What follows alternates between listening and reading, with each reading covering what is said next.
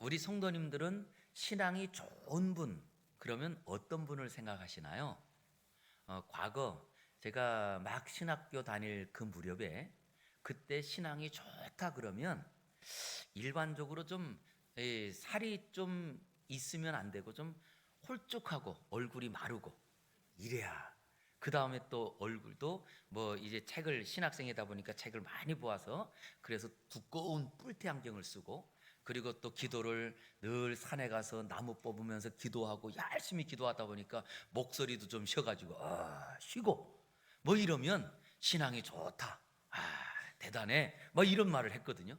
그런데 시간이 지나면서 보니까 그런 신앙이 좋은 모습이 바뀌더라고요. 교회에서는 어떤 분을 신앙이 좋다고 말씀하느냐라고 했더니 점점 시간이 지났더니 교회에서 열심히 봉사도 하면서 사회적으로 뭐 직장을, 좋은 직장 가고, 그리고 또한 좋은 회사에 다니고, 그리고 또 돈도 좀 있고, 이런 분이 교회에서 봉사도 열심히 하면 저분 신앙 좋아, 이런 말씀을 하시더라고요. 자, 우리 성도님들 어떠십니까? 진짜 신앙이 좋은 건 어떤 걸까요? 그랬더니 예수님 당시에, 지금 우리가 살고 있는 이때가 아니라 과거 2000년 전 예수님 당시에 어떤 사람이 신앙이 좋은 사람이냐라고 했더니 그 사람은요, 먼저 율법을 달달달 외우는데 모세오경, 창세기, 출애굽기, 레위기, 신명기, 제가 다 했는데 이걸 안 했어요. 한 5개. 이 모세오경을 이거를 다 외우고, 여기 시작이에요. 근데 이거를 보통 언제 외우느냐? 이스라엘 사람들은요, 우리나라로 말하면 국민학교, 초등학교를 졸업할 때까지 남자들이 대부분 다 외워요, 여기를. 그 다음 이 율법을 다 외우는 것뿐만 아니라 그 율법을 가지고 하라 하지 말라 법을 정했는데, 그거를 구분했더니 전체 613개의 법이 있더라는 거예요. 그 613개의 법 중에 날마다 하나님 말씀을 따라가라 365개 하라, 그리고 248개, 요것은 사람의 뼈 마디수래요. 그런데 그 마디수만큼 자기 육체의 욕심을 따라가는 것을 하지 말라, 그래서 248개 하지 말라, 이 계명이 있었고, 그 계명을 아주 잘 지키면서 하나님을 잘 섬기고, 그리고 나서 여기 중요한 게 있어요. 그렇게 지키기만 해서 안 되고, 그런 자리에서 또 세상적으로 돈이 많고 땅도 많고, 그리고 다른 사람들에게 인정받아야 신앙이 좋다라고 말했다는 거예요. 그러면 여러분, 앞에는 하나님을 잘 섬기지만 반드시 무엇이 있어야 신앙이 좋아요? 세상에서 성공해야 신앙이 좋은 거예요. 그랬더니 신앙이 좋은 사람은, 하나님은 빼놓더라도 일단 뭐가 있어야 돼요? 돈도 많고 출세한 사람. 그랬더니 돈도 많고 출세한 사람을 일반적으로 복 있는 사람이라고 말하고요, 그 복 있는 사람을 또 다른 말로 행복한 사람이라고 말하더라고요. 그랬더니 여러분, 과거 2000년 전뿐만 아니고 지금도 누가 행복한 사람이에요? 여러분들 누가 행복한 사람이에요? 좀 돈이 좀 많아야 되지 않나요? 건강해야 되지 않나요? 그러다 보니 우리의 기준도 하나님을 섬기면서도, 하나님을 바라보고 믿음으로 산다고 하면서도 여전히 하나님을 섬기는 것은 이것보다는 돈이 많아야 복이 많고, 그리고 건강해야 행복하고, 이 세상에서 원하는 것들을 이루어야 저 사람이 행복한 사람인 것처럼 이렇게 바뀌어 가더라는 거예요. 그럴 때 우리가 지난주에 예수님께서 산에 올라가 그 산 위에서 앉으셔서 권위 있는 말씀을 하시면서 누가 행복하다고요? 복이 있나니 복이 있나니 반복적으로 예수님께서 말씀하시면서, 이런 사람이 복이 있는데 바로 예수님의 성품을 닮아 예수님의 그 비전이 나의 비전이 되고, 예수님의 그 권능을 나의 권능으로 사용하는 예수님 닮은 사람이 행복하더라는 거예요. 저는 그러기에 다시 한번 우리 모든 성도들이 이 세상을 살아가면서 세상 사람들은 건강하고 돈도 많고 내가 원하는 것들이 이루어지고 자녀들이 잘 되면 야, 저것이 행복이다 라고 말할 때, 그러나 저와 여러분은 그 모든 것보다 예수님의 성품을 닮음으로 우리가 진짜 행복하다고 말하고 외치는 저와 여러분 다 되기를 주의 이름으로 축원합니다. 정말 우리가 이 땅을 살아가면서요, 세상은 무엇이 행복이냐라고 할 때 세상은 복을 소유의 개념으로 갖고 있는 것 같아요. 그래서 건강한데 그것도 다 건강한 사람이 행복하고, 그러다 보니 요즘은 어떤가요? 건강을 자랑하기 위해서요, 뭐 우통 벗기고 다니는 사람들이 있어요. 사진을 찍는데 꽉 이러고 뭐 근육이 몇 개가 나오고 뭐 그래야 행복한 것처럼. 여러분, 또 그런가 하면 어떤 분들은 돈이 많아야 행복한 것 같아요. 그래서 뭔가 내가 돈도 많고 그리고 또한 내가 원하는 것들을 다 이루면 그것이 행복이라고 말하는 분들이 많아요. 그러나 실제 장 목사가 그러면 아이고 목사님은 그런 거 하나도 없어도 괜찮아요? 있어야 되죠. 사람이 살려면 물질도 있어야 되고 돈도 있어야 되고 그뿐만 아니라 건강도 관계도 다 있어야 되죠. 그런데 그것은 다 변화더라는 거예요. 그러면 진짜 행복은 어디 있느냐라고 했더니 그 진짜 행복은요, 우리가 얼마를 갖고 있느냐보다 그걸 가지고 사용하는 것이 행복이더라고요. 그래서 진짜 부자는 돈을 얼마나 갖고 있느냐 이것이 아니고 얼마나 사용하고 사느냐. 근데 그것도 어떻게 사용하느냐에 따라 우리의 그 만족감이 달라요. 그러기에 실제 행복은 소유가 아니라 내가 그것을 사용하는 사람인데, 예수님께서 우리에게 알려주신 복이 있다, 이런 사람이 행복하다라고 하면서 제일 먼저 말씀하신 것이 오늘 본문이거든요. 그러면 여러분, 제일 먼저 말씀했다고 하는 것은 여러 개의 그 요소들이 있지만 제일 중요한 것이 여기 있다는 거예요. 그게 무엇이냐? 오늘 3절입니다. 심령이 가난한 자가 어떻대요? 이것을 우리가 복이라고 말하지만 다른 말로 마카리오스라는 말은 행복하다 이 말이거든요. 심령이 가난한 자가 행복하다 이렇게 말씀하신 거예요. 그런데 그러면 심령이 가난한 거하고 그냥 가난한 거하고 차이가 있나요, 없나요? 있어요, 없어요? 있죠. 여기 분명한 차이가 있습니다. 만약에 이 차이가 없다고 한다면 예수님께서 심령이 가난한 자니라는 말씀하지 않았을 거예요. 그런데 실제로 왜 그러면 이렇게 가난한 자와 심령이 가난한 자를 구분하느냐? 여기에는 실제 그 당시에 문화를 담고 있는 이야기예요. 예수님 당시에 누가 복 있는 사람이라고요? 하나님을 잘 믿고 율법을 알고 율법을 지키면서도 물질적으로 부유하고 그리고 사회적으로 성공하고 이런 사람이 하나님의 복을 받은 사람이라고 보고 있을 그때에, 그때 예수님께서 이런 그 당시에 그러기에 다른 말로 말하면 아무리 율법을 잘 알고 그리고 하나님을 잘 섬긴다 할지라도 가난하면 복 있다고 말했을까요? 안 했던 거예요. 그러니 이 사고를 거꾸로 바꿔서 말하면 이런 겁니다. 어떤 사람이 가난해요.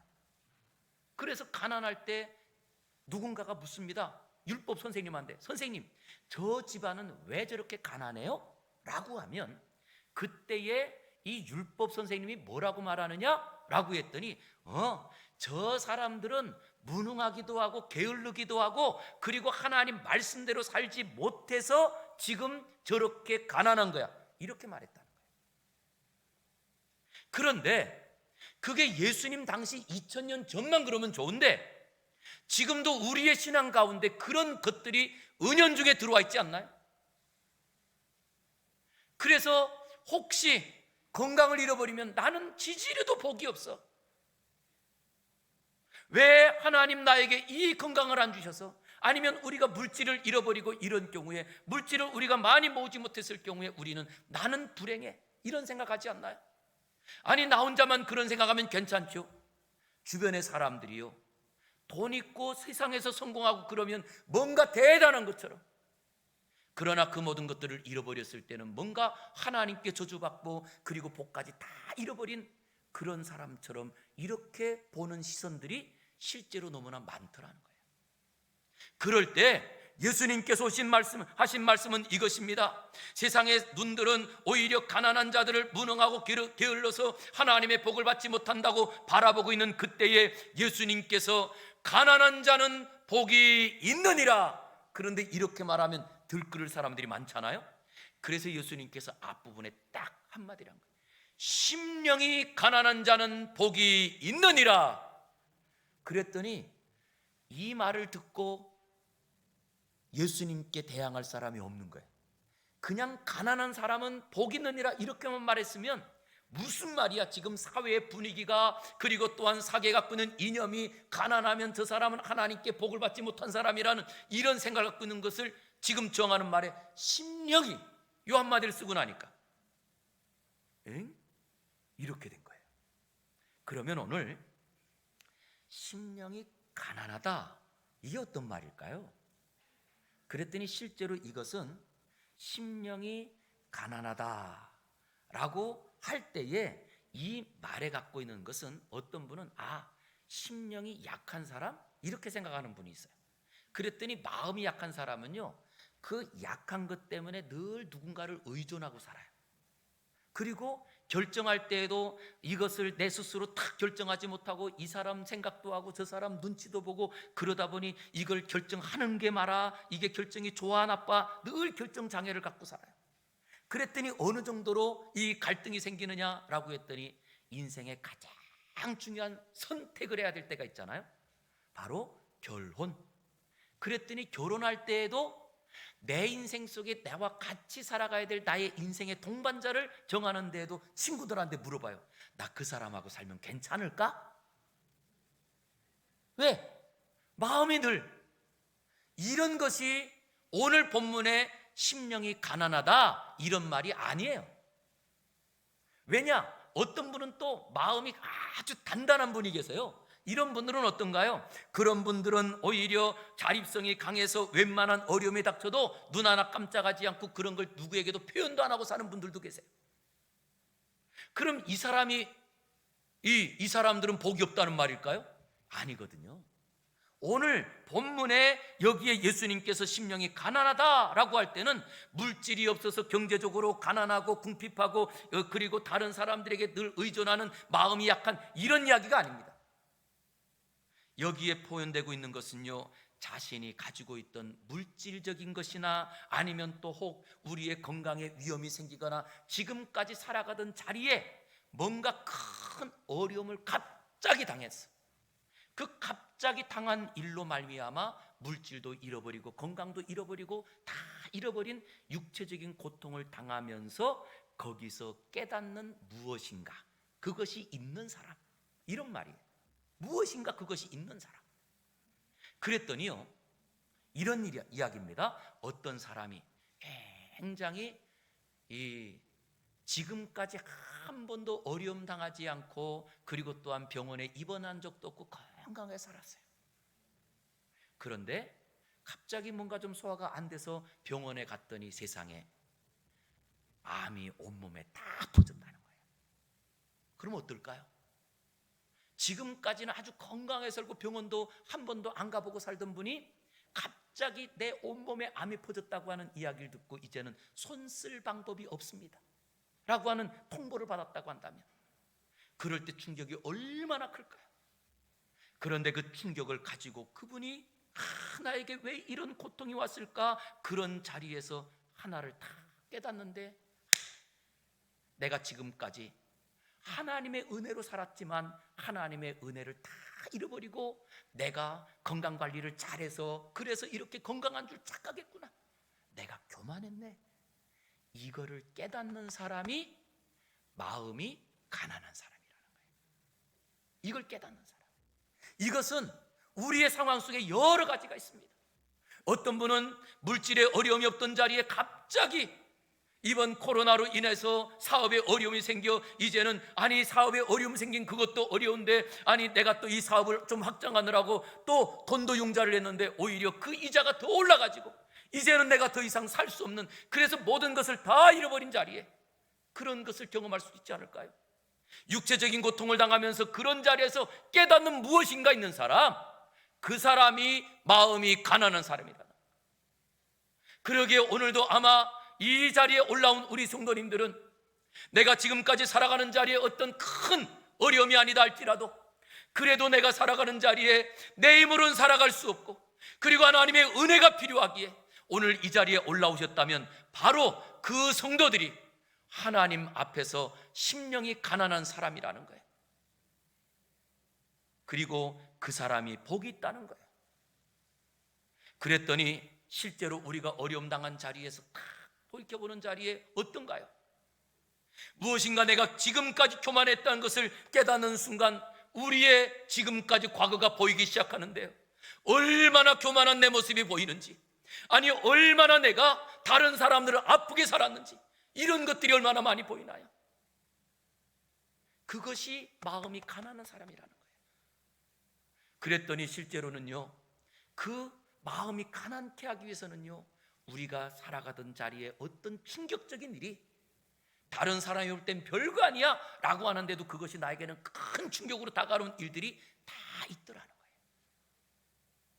그러기에 오늘도 우리 사랑하는 성도님들, 내가 지금까지 걸어오는 자리에 갑자기 어려움을 당하거나 아니면 또 얘가 예상하지 못했던 일들을 만나는 자리에 다시 한번 육체적인 고통, 그뿐만 아니라 그곳에서 일하시는 하나님을 만나며 다시 한번 하나님 앞에 무릎 꿇고 하나님의 은혜로 살았음을 고백하는 저와 여러분 되기를 주의 이름으로 축원합니다.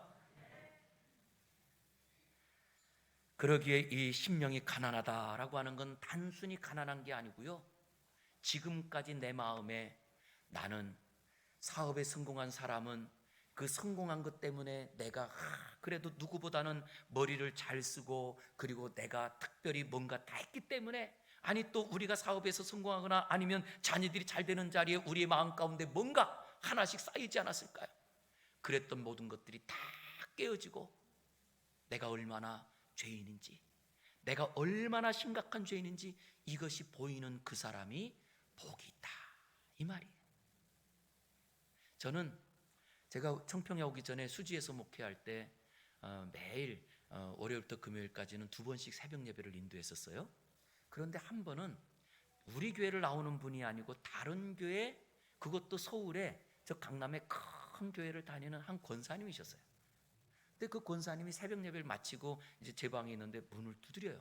누구세요? 그랬더니 그 권사님이 문을 열자마자 제 손을 꽉 잡으면서 목사님, 나 어떡해요? 그러시는 거예요.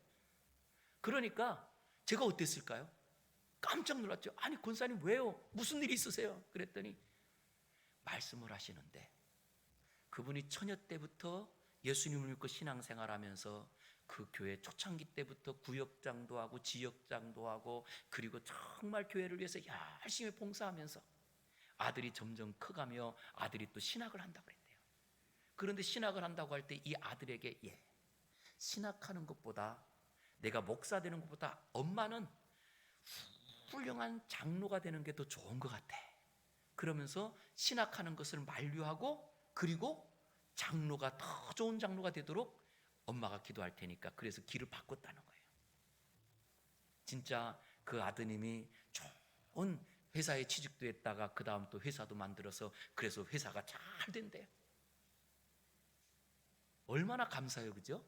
그런데 그 아들이 그 어렸을 적에 그 청소년 시기에는 목사가 되겠다고 하는 아들이 이제는 신앙이 없는 거예요.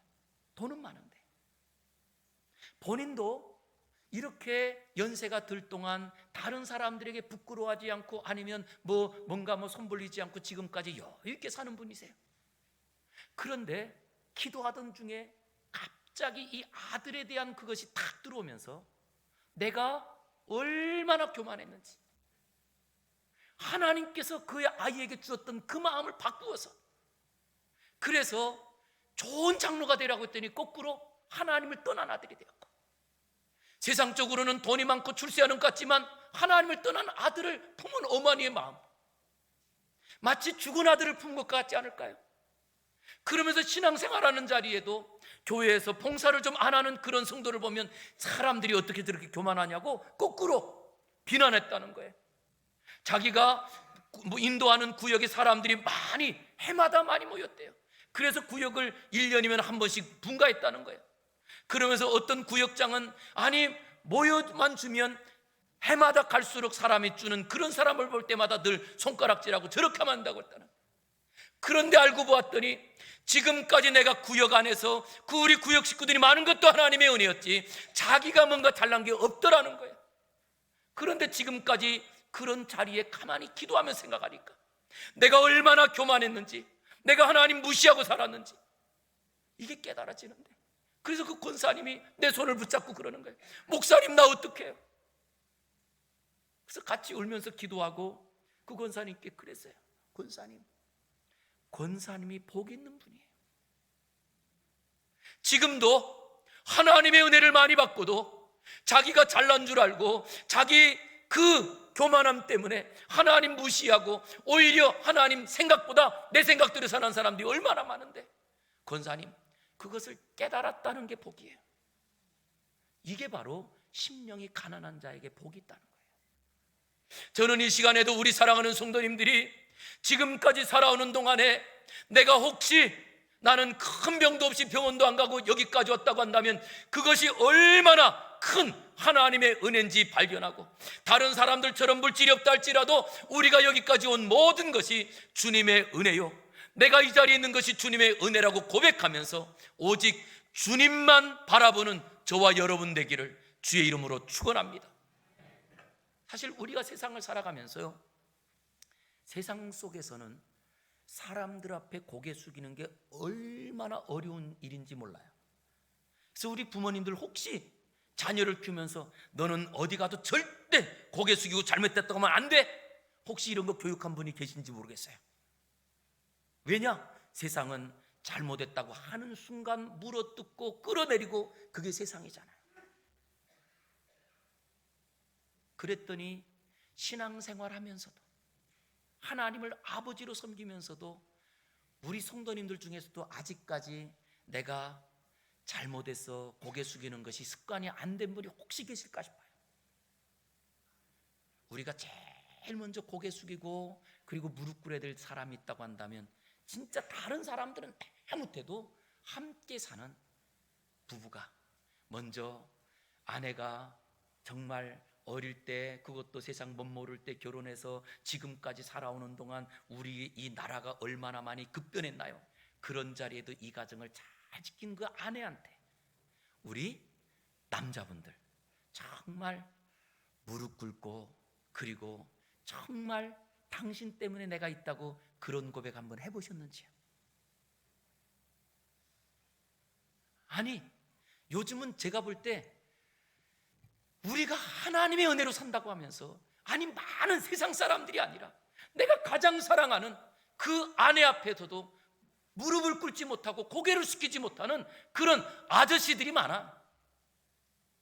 그런데 더 문제는 뭔 줄 아세요? 그런 아저씨만 계시는 게 아니더라고. 오히려 집안에 진짜 이 사회가 어려운 시간에, 그것도 정말 힘도 없고 아니면 뒷배도 없는데도 불구하고 가정을 지금까지 책임지고 부양하기 위해서 애쓴 우리 남편들을 위해서 우리 아내들이 여보 내가 당신 때문에 살아 그러면서 좀 고개를 다 숙여주고 그리고 무릎을 다 꿇으면 얼마나 좋겠어요. 그런데 그런 아줌마들도 별로 없는 것 같아.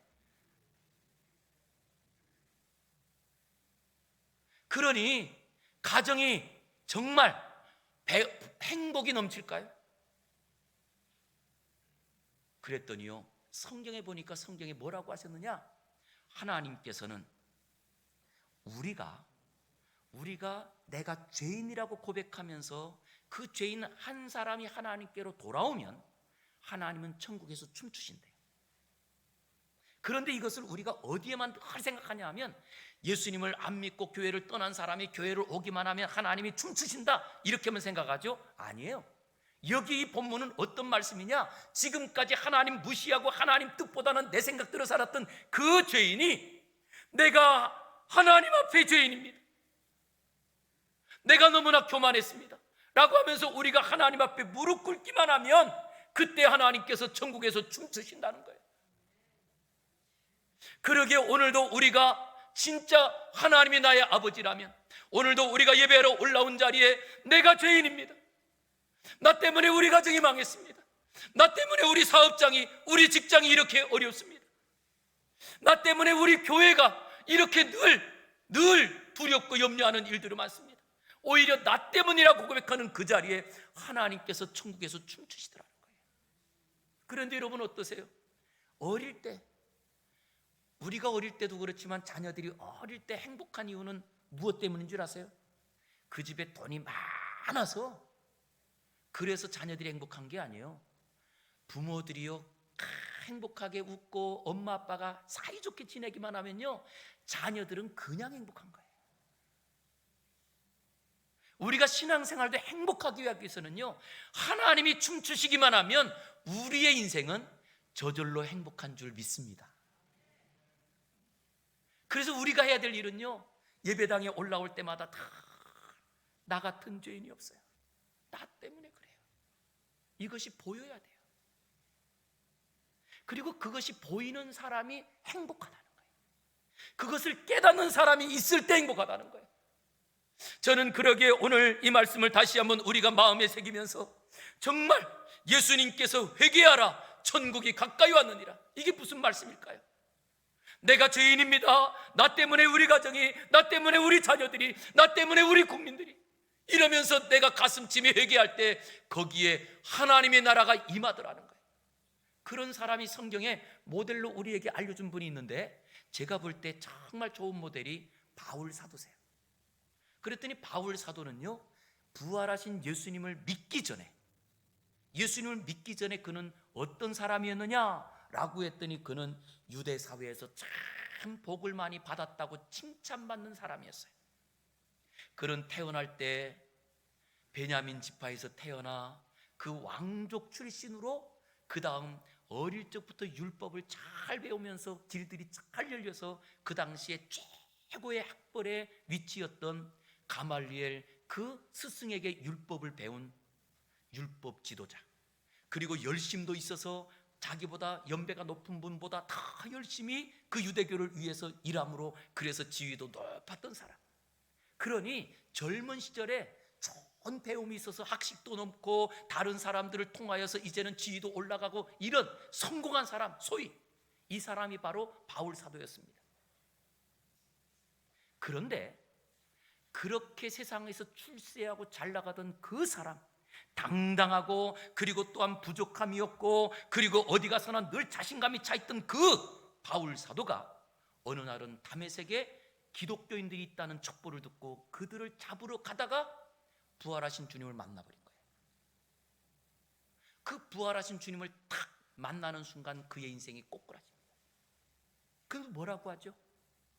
나는 죄인 중에 괴수입니다. 내가 지금까지 자랑하던 모든 것들을 배설물로 여기고 해로 여깁니다. 이 배설물로 여긴다, 해로 여긴다라는 말은 지금까지 내가 세상에서 물질이 많고 아니면 세상에 지금까지 성공도 하고 다른 사람들을 통하여 부러했던 모든 것들이 내 신앙에 독이 된다는 거예요. 그런데 우리는 진짜 세상에서 성공을 내 신앙의 도구로 여기나요? 아닙니다. 지금도 우리에게는 거꾸로 신앙생활도 하고 그리고 사업에 성공도 하고 뭐 이런 사람들을 더 귀한 사람으로 여기는데, 실제로 저는 우리 여기에도 혹시 세상에서 성공한 분이 있다면 꼭 이 말씀을 기억했으면 좋겠어요. 내가 세상에 성공한 것은 내 신앙의 독이다, 이걸 꼭 갖고 살았으면 좋겠어요. 내가 이 땅에서 좀 병원에 안 가고 건강한 것, 이것이 자랑이 아니고 내 신앙의 독이다, 이걸 좀 마음에 품고 살았으면 좋겠어요. 왜냐하면 그것 때문에 오히려 하나님의 은혜를 다 잃어버리고 살아요. 오히려 마음이 가난한 사람이 아니라 마음이 부유해져서 하나님 없이 사는 것처럼, 하나님 말씀 없이도 사는 것처럼 변해버렸어요. 그러기에 오늘 이 바울 사도가요, 자기의 큰 충격적인 그 자리에 부활하신 주님을 보면서 자기의 영적인 주소를 보았더니 하나님 앞에 열심히 있다고 하는 것이 오히려 복음의 박해자로 살았고, 그리고 하나님 앞에 믿음으로 산다고 하는 것이 오히려 부활의 성도들을, 신앙하는 성도들을 딱 오히려 고통 주는 자리에 자기가 있었던 거예요. 그래서 바울 사도가 뭐라고 고백합니까? 나는 죄인 중에 괴수입니다. 이런 고백을 하는 거예요. 저는 우리 모두가 이 눈이 열리기를 바랍니다. 내가 얼마나 지금까지 다른 사람을 아프게 했는지, 아니 오히려 하나님 말씀으로 달아가는 그 사람들을 내가 오히려 상처를 주지 않았는지, 그러면서 나는 괜찮은 것처럼. 무엇이요? 세상이 우리를 가린 거예요. 저는 그러기에 다시 한번 우리 사랑하는 성도님들이 자녀를 자랑하고 물질을 자랑하고 건강을 자랑하고 교회 봉사의 어떤 이력을 자랑하면서, 아니 어떤 분들은 심지어 강아지까지 자랑해요. 우리 강아지는 무엇도 대소변도 잘 가린다는 거예요. 뭐 이런 게 뭐 자랑거리가 되겠어요? 이유는 딱 하나입니다. 지금까지 우리의 모든 자랑이 부활하신 주님을 만남으로 그것은 자랑거리도 아니고 우리에게 예수님만을 자랑하는 성도가 되기를 주의 이름으로 축복합니다. 내가 사는 이유 예수님 때문에, 내가 지금 이 자리에 있는 것도요 하나님의 은혜 아니면 우리는 이 자리에 살아 숨 쉴 수 없는 사람들. 그래서 우리 믿음의 사람들은 제발 안 해야 될 가장 중요한 말, 사실 저 튀르키예가 예전에는 이름이 터키였어요. 근데 터키라는 이름이, 이게 터키 그러니까 그 터키라고 하는, 여러분 타조 있잖아요. 타조하고 이걸 이 사람들이 그렇다 해서 그 나라 명칭을 튀르키예로 바뀐 거예요.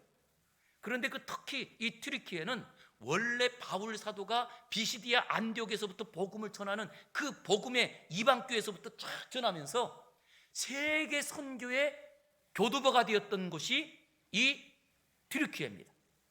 그리고 이번에 지진이 일어난 그 지역이 그 복음을 전했던 비시디아 안디옥 그 부근이에요. 그런데 지금은 몇천 년이 지났지만 이제 이 튀르키예는 모든 국민들, 대부분의 국민들이 이슬람 교도들입니다. 그랬더니 우리 기독교인들 중에서는요, 그들이 복음을 버렸기 때문에 저런 재앙이 있다는 거예요. 제가 다시 한번, 우리 입에서 그런 말은 한마디도 나가면 안 돼요. 과거에도 일본에 쓰나미가 왔을 때 저는 정말 기함했어요.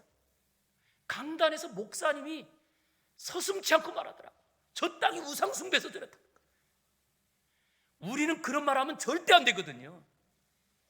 하나님 앞에 섰을 때 심판받지 않고 멸망받지 않을 그 사람이 누가 있어요? 우리가 오늘도 살아 숨쉬는 이유는 특별한 하나님의 은혜를 부어주셨기 때문이지 다른 이유 하나도 없어요. 그러기에 우리가 할 수 있는 일이 있다고 한다면, 어려움 당한 일이 있다고 한다면, 내가 당할 어려움을 저분들이 당하니 우리가 더 도와줘야 되고 우리가 더 나가야 되는 거예요. 이것만 우리가 해야 되는 거예요. 그러기에 저는 우리 성도님들 다시 한번 부탁드립니다. 이런 어려움 당한 자리에 거꾸로 내가 회개하지 못해서, 내가 더 그들에게 복음을 전하지 못하고, 내가 더 하나님 말씀으로 살아지 못한 내가 죄인이라고 고백하면서 그 심령이 가난한 자가 되므로 천국의 백성, 하나님이 약속한 모든 것을 누리는 저와 여러분이 되기를 주의 이름으로 축복합니다. 기도하겠습니다. 거룩하신 아버지 하나님, 우리가 지금까지 하나님을 믿고 예수님을 나의 구주로 고백하면서도 세상 것을 더 자랑하고 세상을 더 의지하고 살았던 무늬만 성도요, 부활하신 주님을 만나지 못한 불신 성도였습니다. 주여, 바울 사도처럼 이제는 예수님의 부활을 경험함으로 세상의 모든 자랑을 배설물로 여기며 주님만 자랑하게 하시고 주님만 의지하게 하시고 주님만 따라가는 주의 백성 되게 하여 주시옵소서. 하나님의 행복이 나의 행복 되게 하시고 이제는 그 천국의 삶을 이 땅에서 누리는 우리 모두가 되길 원하옵고 예수님 이름으로 기도 올리옵나이다. 아멘.